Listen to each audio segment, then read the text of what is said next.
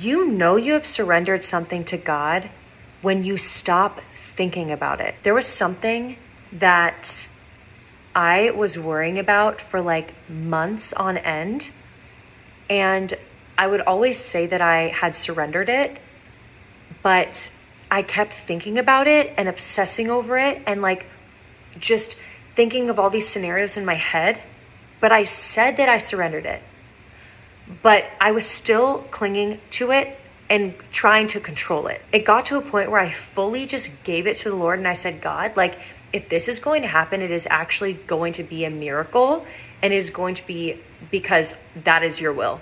But I'm done obsessing over it and trying to make it happen in my own flesh. When I did that a couple weeks ago, I just kind of stopped thinking about it. It was not top of mind anymore. I wasn't worrying about it. I wasn't strategizing around like how to fix it. I just let it go and I fully gave it to God. And then what was so crazy, you guys, is just recently the Lord delivered on that thing. He literally delivered the prayer request, and the thing that I was like begging him to do and like obsessing over, he did it. But when he did it, I had forgotten about it.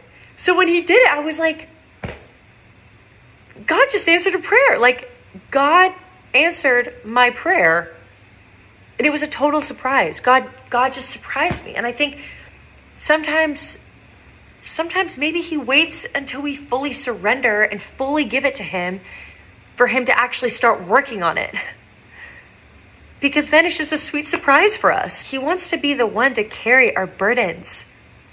And when we surrender and give everything to him, it's a beautiful thing when we see him come through, because we don't even see it coming.